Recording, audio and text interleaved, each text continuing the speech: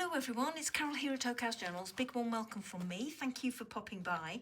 I've got a bonus video for you today. It is a collage and it is a Margarete Miller collage, but it's not part of the challenge that she's hosting this year. She did a giveaway fairly recently, and to participate in that giveaway she set half a dozen prompts and you had to create a collage based on those prompts. Now I couldn't take part in that giveaway, but I still wanted to use her prompts to create a collage. So that's what I'm going to do today. So what am I going to do with it? Well, you will know that when I have taken part in her collage challenges for the last couple of years, that I bind them into these journals that I create, and I do 7 signatures, and we have 52 collages, one for every week of the year. And using the spare pages that I have left over, then what I do is I usually create something like this to use up those final pages or those final spare pages. So that's what I did in my first year. And then last year I had a go at, let me just open the page, had a go at grid collaging, and I also just put this little one in here. So this year obviously I am going to have some extra pages, and I thought that I would probably have a go at doing something like the grid collaging again, because I really enjoyed that. But when I saw that Margarete had set some prompts for her giveaway collage, then I thought, well, I'll use those. So a very long-winded way of telling you what I'm doing today. Let me bring in my prompts and I'll show you. These are the prompts that Margarete set for the giveaway challenge, and these are the pieces that I'm going to use. So let me go through them very quickly. Something that symbolises a celebration. Well, for me, the classic things that symbolise a celebration are perhaps balloons, candles, cakes, banners, that sort of thing. But a celebration usually denotes happiness, and people show that they are happy by smiling. So I've got this gorgeous image here of this lovely lady and gentleman, and I thought it just depicts happiness to me.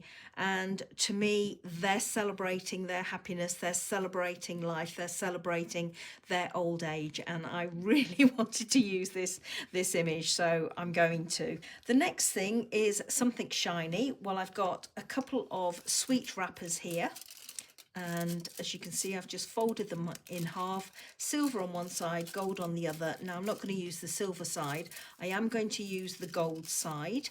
They have a slight pattern on them, I'm hoping you can pick that up. I also have this piece of paper here, and it is gold, it is shiny, but it's more matte, but there is some shininess about it. Might not use that, but I've got it as a fallback. And I also have this scrap of painted wrapping paper from my lovely friend Jeff in Las Vegas, and he does the most amazing work to decorate his papers. And as you can see, this is paint splattered, it's got iridescent gold paint on it, it's got lines on it. Oh, beautiful. So I might use that, not sure. I'd like to, but I'm not sure yet. I don't really have a feel for how this is going to go. I've just lifted out my pieces. Okay, so that's that. The third prompt is a label. Well, I've lifted out several here. I've got some of the little Tim Holtz ones. The next prompt, or prompt number 4, is text in a foreign language. I've got this book, and this is the one I normally pull pages out of. Beautiful sort of off-white paper, nice feel to it. But also what I particularly like are these little pieces up here. And as you can see, they're all different colours. And what I thought I might do is also use one of these pages. And true to form, there isn't one right at the front. Let me just flip through to the back. Oh, there should be one here. Each of the chapters start off with one of these gorgeous pages. Now, I thought it might be nice to collage on the top of one of these if I don't use this little portion. Or I might even use both, I don't know yet. But I still will need to get in some of my text. So I might use one of these half circles, or I might use a piece of this. And just looking at the colours, that's a nice colour. but I'm actually thinking that green might be the best. Let's pull in my image and have a look. That really pops on there, but too much of it detracts from the image itself, so I might need to be a little bit careful if I go down that route. That doesn't work as well, although he has got some nice browny rusty coloured tones in his shirt there. What other colours have I got? Well, there's a bright, really bright blue. That's definitely not going to work. Let's have a look at this one. That's red. That's not going to work. Now that's not too bad. The same colour tone is in this lady's jacket here. I actually think I like the green better. Don't like that green for sure. That's not going to work. Okay, well, I've got some options there. Oh, that's not too bad actually. But again, I need to be careful because it'll detract too much from the image, and it's not particularly a big one. So I've got lots of options there anyway. Sorry, nearly boring you to death with that little auditioning role going on there. The next one is rubber stamping in 2 colours.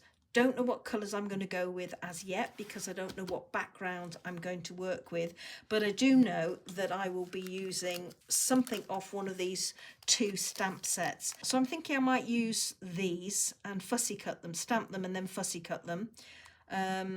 Depending on the background, I might use some of these little confetti stamps down there, and I've got some white lightweight cardstock to do that stamping on. And then finally, bonus, a postage stamp. I've got a box of postage stamps, all used ones, vintage ones and contemporary ones. I'm going to pull that out towards the end when I, again, know what background I'm going to be working on. And as always, because it's going in my journal, I need to have it on my usual background. So that's what I've got here. I haven't got a border drawn around it, so that's my first job. I need to go away and do that. And then I'll come back. I've drawn my border around here. I've chosen a piece from that book and I've gone for the green, which I've cut to inside the working area of my border. And I'm going to try and work with both of these. Not sure if it's going to work or not, but I thought I would try. For the time being, I'm going to leave this one as my background and work on this. I've trimmed one of those semicircles and I've ripped off a couple of pieces of small text. I've also trimmed off the white border from the outside of this picture, and with my little pieces of paper I'm going to work with these 2 pieces, the sweetie paper rather than this for now, and see how it goes. And I've folded it in half more neatly and I've just glued it so that it's now double-sided and none of the silver is showing. The labels are as I showed you, and I've gone through my little stash of stamps. I've listed out 2. This one because it picks up the browns in the gentleman's waistcoat there, and potentially this one because this lady has got the same colour tones in her blouse there. You probably can't really tell, maybe just pick that out, but also there's a blue line which is the same colour on this piece here, so potentially both of those will work. This one probably works better in terms of it picks up the blue on her blouse and also on here. So let's just have a little play and see what my placement is going to be like. As I say, I could trim this background green piece down some more, but for now I'm just going to leave it as is. I was wondering whether or not to put that there like that and this piece like this, so that they're framing the picture. That is just gorgeous. It's almost too gorgeous to cover up. So let's just have a look and see what this looks like. Put it in the middle for now. I just have to decide how much is showing. This portion up here almost gets lost when it hits that. Pull it over here and stagger my edges. Got too much of that showing. I'm lining up the left hand side of the image with the left hand side of this piece of paper, and that works. Could trim that down there, so let me just have a look and see what that looks like. I could trim it down to there or trim it closer, that would work. Trimming it to there. Bring in this piece next, and I like this because I can make use of this and the curve of this together. So the obvious place where that needs to go is up here, I think, so that I pick up that curve there. I could have 1 or 2 lines showing, and I think I like 2. I need to get a label in. I like the shape of this one, but it does interfere with that circle a little bit. Not really liking that label at all, really. To make that stick out, I'm going to have to trim down that edge a little bit. Okay, I'm not liking that label in there, so I'm going to take that out, and I'm going to go back to where I was originally. So I'm going to trim off a little bit of this left-hand side here, and also the top. Yeah, I'm liking that. I am going to take a little bit more off the top, and I'm going to take away down this side here. But before I do that, I'm going to commit to this arrangement and put some glue behind things.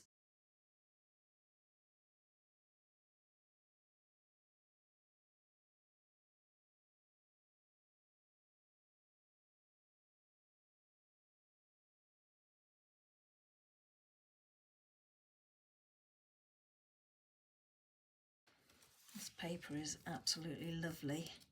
Oops. Be nice to put it on the bottom of something like that, wouldn't it? Or even edge it. I've got this label to get in, or a label to get in, so I could have something like that there. I like the shape of this one, but I'm actually not finding it easy. The colour works nicely, but I'm not finding the overall shape particularly easy to use. So I could have that one in there like that. That one goes better. It's more of a goldy coloured green than this. That's more of a darker green. So let me change that one out. This, I think, uses up too much of the actual image to have down there. Let me pull it down there. And if I do that, I'm not liking this gap here. Let's have a look at one of these little bits. I could do something like that. Going with the rule of 3, it's picking up her hair and his beard and hair and this, so it's not out of place. And then pulling one of these stamps. This is the one that I thought would go with the gentleman's shirt, and I could pull that down and do some staggering down there, and that works as well. Liking that one better, it's softer.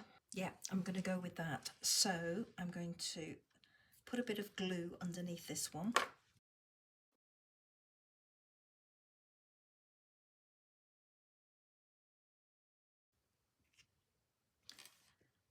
Yeah, I like that. But to make that work, I'm going to have to trim a bit more off the bottom here.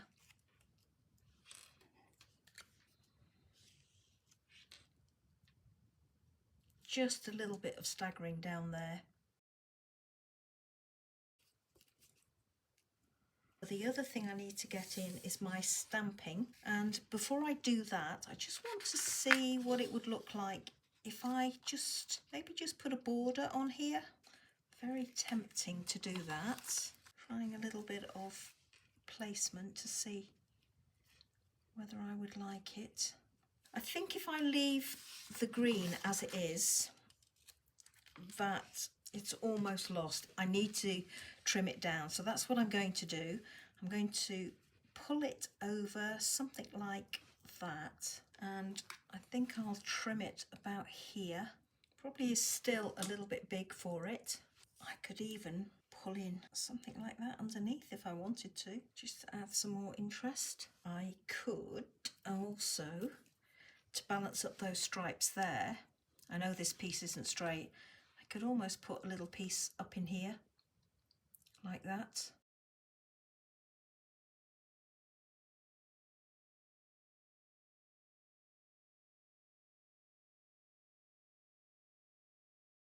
What I'm going to do now is I'm just going to glue this onto my background and then glue this piece in place as well. So this is all glued on to my background and I've rubbed out the border.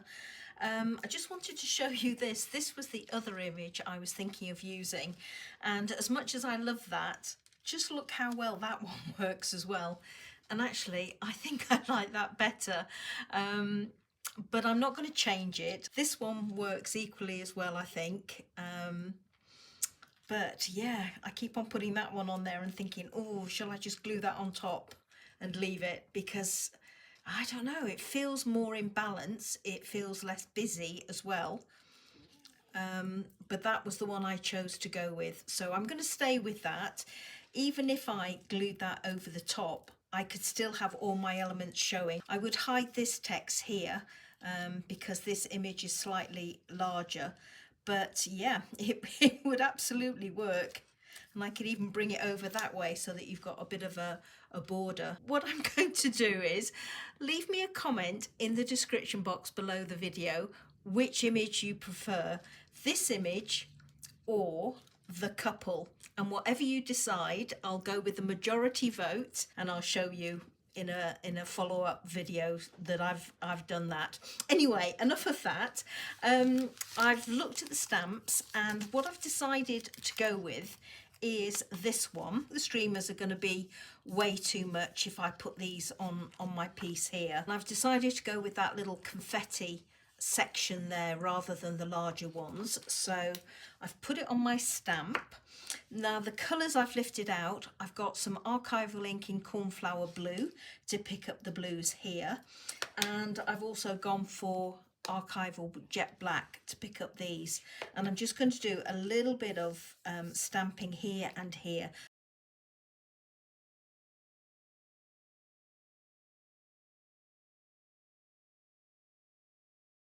Okay, I'm not doing any more to this one. I have a tendency to do too much stamping once I get going, so I'm just going to walk away from this one and leave it there. Let me quickly go through the prompts with you. Something that symbolises a celebration. Well, I've got this lovely couple here celebrating life by smiling and looking happy, and similarly with this gentleman, I love his leathery looking skin, but oh my goodness, what a happy smile he's got. So as I say, please leave me your choices, and whichever one you want, I'll go with the majority decision. Something shiny, well, I've got my gold sweet paper behind, and also the gold on this piece of painted wrapping paper. A label, a little one down in here. Text in a foreign language, I've got that little portion there and this portion here. Rubber stamping in two colours. Well, I went with the confetti stamp in cornflower blue and jet black, both archival inks, and postage stamp. I went with this one to pick up the blue in her blouse and the blue in the wrapping paper.